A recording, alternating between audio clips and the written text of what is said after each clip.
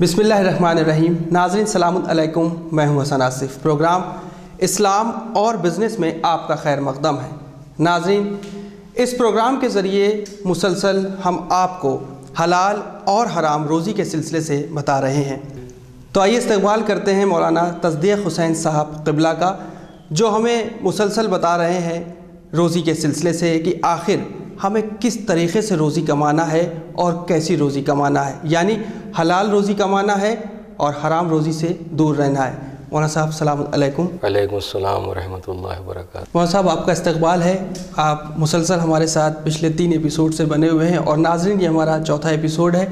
مولانا صاحب، جس طریقے سے دیکھا جائے آج کے اس دور میں جہاں حلال روزی کمانا بہت مشکل ہے اور بہت بڑی چنوتی ہے، جس طریقے سے دیکھا جائے ایک چیلنج ہے آج کے زمانے میں، مولانا صاحب ہمارا آپ سے سب سے پہلا یہ سوال ہے کہ جس طریقے سے دیکھا جائے بزنس میں ایک کانٹریکٹ سائن ہوتا ہے، معاہدہ ہوتا ہے، جو معاہدہ یا کانٹریکٹ سائن ہوتا ہے تو اس کے کیا فرائض ہیں، اس کی کیا چیزیں اس میں بتائی گئی ہیں، ان میں کیا ذمہ داری ہونا چاہیے، اور مثال کے طور پر ہم آپ سے کانٹریکٹ سائن کراتے ہیں تو ہماری اس میں کیا ذمہ داری ہے؟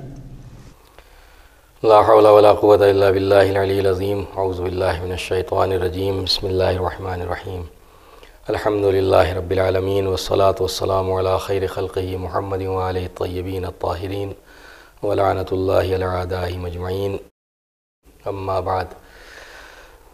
چونکہ ہماری گفتگو بزنس اور تجارت سے متعلق ہے اور اس دور میں یہ بھی تجارت کا ایک حصہ ہے کہ انسان یا تو کانٹیکٹ کرتا ہے یا اس میں کہیں نہ کہیں بہرحال حصے دار بنتا ہے۔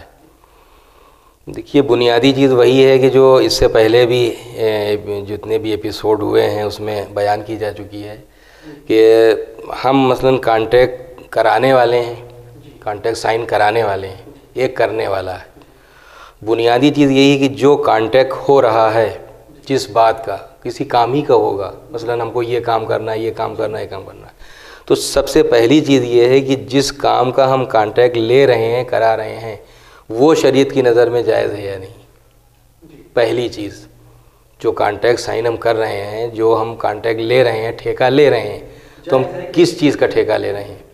ہو سکتا ہے ہم کسی ایسی چیز کے بنانے کا ٹھیکہ لے رہے ہوں جس کا بنانا ہی شریعت میں حرام ہے، تو یہ کانٹیکٹ کہاں سے صحیح ہوگا؟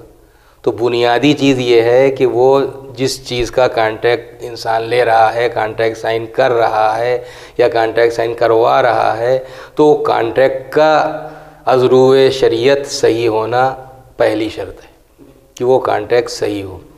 اب مثلاً جس چیز کا بھی کانٹیکٹ ہوا ہے وہ تو صحیح ہے، اب اس کی بھی شرطیں آتی ہیں۔ اب اس میں ذمہ داری اس کی بھی ہے جو کانٹیکٹ سائن لے رہا ہے، اور ذمہ داری اس کی بھی ہے جو کانٹیکٹ سائن یعنی کروا رہا ہے۔ جو کروا رہا ہے وہ اس کی بھی کچھ شرطیں ہیں، اس کی بھی کچھ شرطیں بغیر شرطوں کے نہیں ہیں۔ تو جو شرطیں ہیں ان شرطوں کا اسے پابند رہنا چاہیے، اور جن شرطوں پر وہ سائن کر رہا ہے ان شرطوں پر اسے بھی کاربند رہنا چاہیے، نہیں ان شرطوں کی پابندی اس کے لیے بھی ضروری ہے۔ تو اصل چیز ہے شرائط، کہ کن شرطوں پر کانٹیکٹ سائن ہو رہا ہے، اس لیے کہ یہ ایک طریقے سے معاملہ ہے، اور معاملے میں پھر وہی ساری چیزیں آ جاتی ہیں جو پچھلے ایپیسوڈ میں بیان ہو چکی ہیں کہ اس میں جھوٹ، دھوکہ دھڑی، دغا بازی، فریب، ان سب چیزوں کا دخل نہ ہو، ورنہ وہ کانٹیکٹ صحیح نہیں ہوگا۔ ہم نے جن شرطوں پر ٹھیکہ لیا ہے، کانٹیکٹ لیا ہے، ان تمام شرطوں پر ہمیں عمل کرنا چاہیے، اور جن شرطوں پر کسی نے ٹھیکہ دیا ہے ان شرطوں پر اسے عمل کرنا چاہیے۔ اس میں بنیادی چیز ہے دونوں طرف کی ایمانداری، اسے بھی ایماندار ہونا چاہیے، اسے بھی ایماندار ہونا چاہیے، اسے ایمانداری کے ساتھ کانٹیکٹ دینا چاہیے، اسے ایمانداری کے ساتھ کانٹیکٹ لینا چاہیے، اپنی شرطوں پر وہ عمل کرے، اپنی شرطوں پر یہ عمل کرے۔ بے شک، بہت خوب، بہت اچھی آپ نے بات کہی، حقیقت ہے۔ اب دیکھیے، کچھ لوگ بزنس کرتے ہیں، تجارت کر رہے ہیں، اور اس میں لوگوں کو کمیشن پر مال بکواتے ہیں، لوگوں کے ذریعے کمیشن ان کو دیتے ہیں اور مال بکواتے ہیں۔ کیا اسلام اس کی اجازت دیتا ہے؟ دیکھیے، کمیشن لینے میں یا کمیشن پر مال بکوانے میں کوئی حرج نہیں ہے۔ تو ٹھیک ہے، آپ کا مال ہے، آپ نے مجھے دیا کہ لو اسے بیچو، مثلا میں 10% تمہیں اس میں جتنا پرافٹ ہوگا اس کا 10% تمہیں دوں گا، یہی تو کمیشن کہلاتا ہے۔ تو اگر اس طریقے سے انسان تجارت کر رہا ہے یا کچھ ایسے کمیشن ایجنٹ وہ مقرر کرتا ہے تو اس میں عذرو شریعت کوئی حرج نہیں ہے، نہ کوئی ممانعت ہے اور نہ اسے حرام کہا جا سکتا ہے، بلکہ یہ بالکل جائز ہے کہ کوئی بھی انسان، بس وہی ہے کہ کام ایمانداری کے ساتھ ہو، اور جن شرطوں پر آپ نے مجھے کمیشن دینا طے کیا ہے ان شرطوں کا مجھے پاس و لحاظ رکھنا ہے اور آپ کو اپنی شرطوں کا پاس و لحاظ رکھنا ہے، لیکن اصلاً کمیشن دینا یا کمیشن لینا یہ حرام نہیں ہے۔ حرام نہیں، یعنی کمیشن لینا اور دینا یہ حرام نہیں ہے۔ کمیشن پہ کام کیا جا سکتا ہے اور کمیشن پر کام لیا جا سکتا ہے۔ جی، آج کے اس معاشرے میں دیکھا گیا ہے، خاص کر جس طریقے سے بہت سارے کام ایسے ہیں جس میں لوگ ان ایسے کام کر رہے ہیں جو لوگوں کو، بس وہی ہے کہ اب اگر وہ اصل چیز ہی حرام ہے تو کمیشن بھی حرام ہو جائے گا۔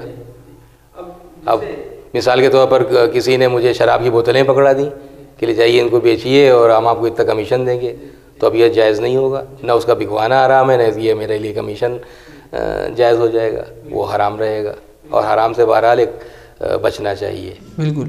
اب دیکھا جائے ہر کنٹری کے اپنے قانون ہوتے ہیں، ایران ہے تو اس کے اپنے قانون ہیں، لنڈن، امریکہ، سعودی عرب، سب کے اپنے اپنے قانون۔ اسی طریقے سے ایک جو اس کنٹری میں ہم رہتے ہیں، بھارت، ہندوستان، یہاں پر بھی کچھ قوانین ہیں، کچھ قانون ہیں لوگوں کے لیے، بزنس کے لیے بھی ہیں، جو لوگ جاب کر رہے ہیں ان کے لیے بھی ہیں، چاہے وہ گورنمنٹ سیکٹر ہو یا پرائیویٹ سیکٹرز ہوں۔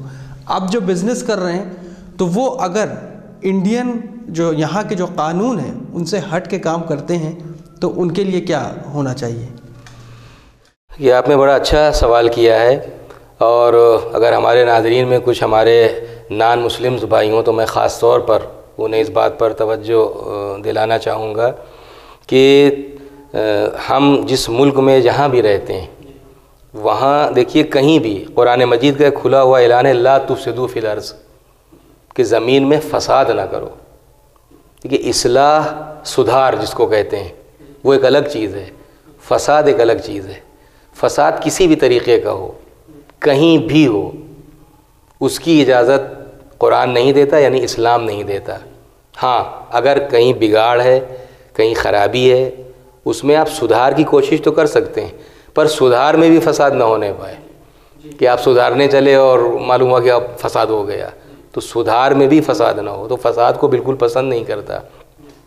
ہم اگر ہندوستان میں رہتے ہیں، ظاہر ہے یہاں ڈیموکریسی ہے، آزادی ہے، سارے جتنے بھی دھرم ہیں، جتنے مذاہب ہیں، ان سب کے لوگوں کو اپنے مذہب کے مطابق عمل کرنے کی پوری آزادی ہے، اور میں یہ کہہ سکتا ہوں کہ مذہب پر عمل کرنے کی جتنی آزادی ہمارے ملک ہندوستان میں ہے، بے شک شاید اتنی آزادی کہیں نہیں ہے کہ جتنی آزادی کے ساتھ، ہاں جی ہاں، ہر ملک، یعنی جو بھی ملک کا باشندہ ہے، چاہے جس مذہب کا ہو، چاہے جس فرقے کا ہو، اپنے عقائد کا اظہار کر سکتا ہے، جو بھی اسے اپنے اعمال انجام دینا ہے وہ اعمال انجام دیتا ہے، تو اس پہ کوئی پابندی نہیں ہے، تو اس میں کوئی شک نہیں کہ اس لحاظ سے سب سے بہتر ملک ہے۔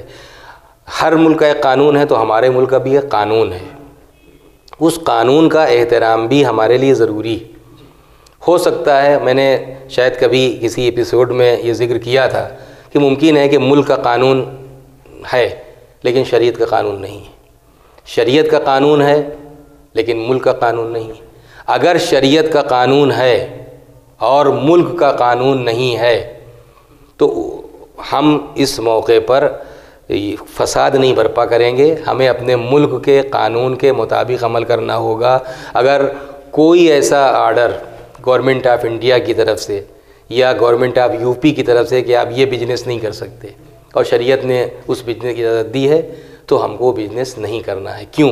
اس کی وجہ بھی ہے کہ جان، مال، عزت، آبرو کی حفاظت واجب اور ضروری ہے۔ ہو سکتا ہے کہ ہماری جان محفوظ رہے لیکن ہماری عزت، ہماری آبرو، تو اپنی عزت اور آبرو کو بچانا بھی ضروری ہے۔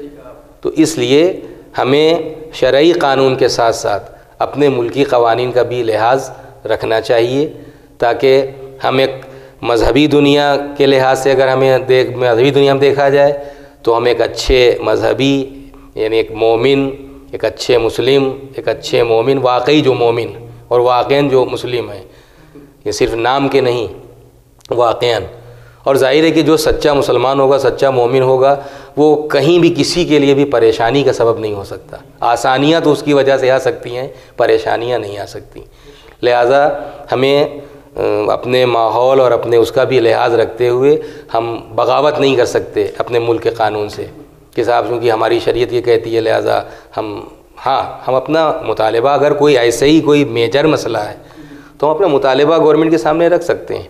لیکن جہاں تک عام معاملات کی بات ہے کہ عام معاملات میں، یہاں بات عام معاملات کی ہے، یعنی کچھ ایسی چیزیں ہیں مثلا جو ہمارے عقائدی کے خلاف ہیں، یعنی ہمارے مذہب کے خلاف ہیں، تو اس میں ہم گزارش کر سکتے ہیں کہ بھائی آپ یہ جو قانون بنا رہے ہیں تو یہ ہم اس کو نہیں مان سکتے ایز اے مسلم یا ایز اے مومن، تو وہ گزارش کرنا، اپنی مانگ رکھنا، اس کا بھی حق ہے۔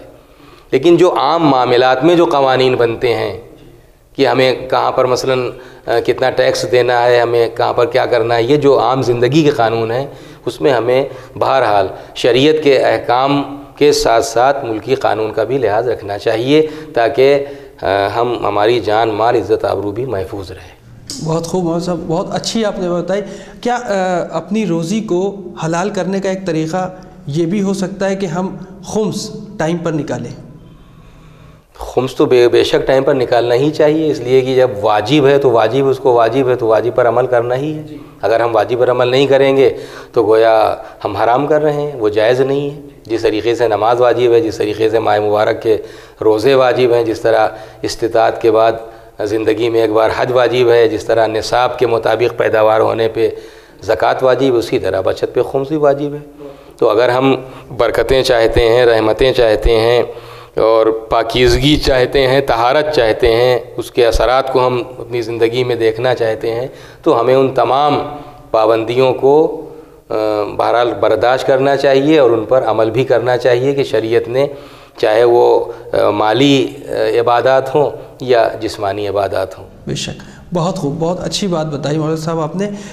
آج کے اس دور میں کچھ لوگ ایسے، کچھ افراد ایسے ہیں جو مثلاً بزنس اور تجارت کے وقت بڑا ہی افسوس میں رہتے ہیں کہ ان کے کاروبار میں برکت نہیں ہو رہی ہے، بہت اداس رہتے ہیں کہ جناب میں نے اتنا پیسہ لگایا لیکن اس کے باوجود کام میں برکت نہیں ہے، تو اس کی کیا وجہ ہو سکتی ہے؟ اب اس کی وجہ تو ان کو خود تلاش کرنا چاہیے۔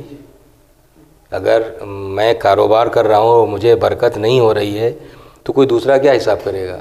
اس کا حساب تو خود مجھے کرنا چاہیے۔ اور شاید چھٹے امام نے جو اپنے چاہنے والوں کی علامت بتائی ہے پہچان، تو امام نے یہ نہیں فرمایا کہ جو دوسروں کا حساب کرے وہ میرا چاہنے والا ہے، فرماتے ہیں جو اپنا حساب کرے، محاسبہ نفس۔ اور ہر آدمی اپنے حالات کو خوب جانتا ہے، میں نے پیسہ کس طرح کمایا ہے، میں نے کہاں دھوکہ دیا ہے، میں کہاں جھوٹ بولا ہوں، میں نے کس قدر فریب سے کام لیا ہے، میں نے کتنی ہیرا پھیری کی ہے۔ تو میں آپ سے تو اپنے کو چھپا سکتا ہوں، پر میں اپنے آپ سے اپنے آپ کو کیسے چھپاؤں گا؟ نہیں چھپا سکتا۔ تو سب سے بڑی چیز یہ ہے کہ اگر ہم کو یہ شکوہ ہے کہ صاحب برکت نہیں ہوتی، تو برکت کیوں نہیں ہو رہی ہے؟ کہیں ایسا تو نہیں کہ جو اسباب برکت ہیں ان اسباب برکت کے خلاف ہم عمل کر رہے ہیں، اور جو اسباب نحوست ہیں انہی کے مطابق ہم کاروبار کر رہے ہوں؟ تو جب اسباب نحوست جتنے ہیں وہ ساری اسباب ہمارے نحوست کے جمع ہو جائیں گے تو برکت کہاں سے ہوگی؟ برکت تو برکت والے کاموں سے ہوگی اور برکت والی باتوں سے ہوگی۔ لہذا اگر کسی صاحب کو یہ شکوہ ہے تو ان کو اپنا حساب کرنا چاہیے، کس پیسے سے تجارت شروع کی، وہ پیسہ کیسا تھا، وہ برکت والا پیسہ تھا یا نحوست والا پیسہ تھا، کس ذریعے سے آیا تھا، حرام سے آیا تھا کہ حلال سے آیا تھا۔ جو تجارت ہو رہی ہے یہ تجارت کیسی ہے، جو طریقہ تجارت ہے وہ طریقہ تجارت کیسا ہے، کہیں دھوکہ دھڑی تو نہیں ہے، کہیں ملاوٹ تو نہیں ہے، کہیں اس میں جھوٹ تو نہیں ہے۔ تو یہی ساری چیزیں ہیں۔ تو یہ تو گویا انڈیویجول مسئلہ ہے، اس آدمی کو خود اپنا حساب کرنا چاہیے، کوئی دوسرا نہیں حساب کر سکتا۔ وہ اصل میں یہ سوال اس لیے بھی پٹ اپ ہوا کہ کیونکہ آج لوگوں کی منطق ہے، لوگوں کی یہ سوچ ایک وچار دھارا ہو گئی ہے کہ جناب میں نے یہ نہیں کیا اس وجہ سے میرے ساتھ یہ ہو گیا، لیکن اپنے اندر کمی نہیں ڈھونڈتے۔ دیکھیے وہ بلا وجہ کے توہمات جن کو کہتے ہیں اس کی تو کوئی حیثیت ہے نہیں کہ وہ صاحب بلی راستہ کاٹ گئی تو اب ہم آگے نہیں بڑھیں گے، اور چھینک آ گئی تو گویا کام خراب جائے گا۔ ان سب چیزوں کی مذہب میں تو کوئی حیثیت ہے نہیں، تو ان سب چیزوں کچھ حیثیت نہیں ہے۔ سوال یہی ہے کہ ہمیں ان شرائط کا ہم نے لحاظ رکھا یا نہیں کہ جو جن شرائط پر عمل کرنے کے بعد ہماری زندگی میں برکتیں آ سکتی تھیں. بالکل صحیح کہا آپ نے. اور وہی بنیادی چیز ہے کہ بنیاد درست ہے کہ نہیں. بالکل. اب دیکھیے جس طریقے سے دیکھا جائے آج کے دور میں خواتین بھی بہت آگے ہیں، جس طریقے سے ایجوکیشن کے معاملے میں بھی زیادہ تر لڑکیاں ایجوکیشن میں، یہ پوری ایک رپورٹ ہے کہ لڑکیاں زیادہ ایجوکیشن میں آگے ہوتی ہیں، پڑھائی میں آگے ہوتی ہیں. جب وہ ایجوکیشن میں اچھی ہیں، پڑھائی میں آگئی ہیں، تو کیا ان کو بھی تجارت کرنا چاہیے کہ نہیں؟ اسلام نے اس کی اجازت دی ہے خاص کر خواتین کے لیے. تجارت کرنا چاہیے کوئی ضروری نہیں ہے کہ وہ تجارت ہی کریں یا تجارت کرنا ان کے لیے فرض ہے. ہاں اگر کوئی خدا نخواستہ گھر کے حالات ایسے ہو گئے کوئی کمانے والا نہیں ہے اور کہیں سروس بھی نہیں ہے، کچھ بھی نہیں ہے، اب وہ تجارت کر سکتی ہیں، تو یقیناً کبھی ہو سکتا ہے کہ ایسے حالات میں واجب ہو جائے.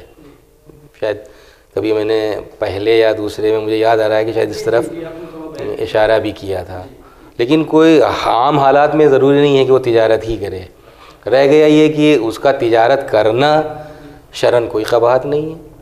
حجاب کی، شرعی حجاب کی پابندی کے ساتھ عورت ہر کام کر سکتی ہے، ہر کام کر سکتی ہے. وہ کما بھی سکتی ہے، وہ آفس میں بھی جا سکتی ہے، وہ دکان پر بھی بیٹھ سکتی ہے، وہ تجارت بھی کر سکتی ہے، سب کچھ کر سکتی ہے. اپنی عزت اور اپنی عفت اور پاک دامنی کو محفوظ رکھتے ہوئے، شرعی قوانین کا لحاظ رکھتے ہوئے، شرعی حجاب کا خیال رکھتے ہوئے عورت ہر کام کر سکتی ہے.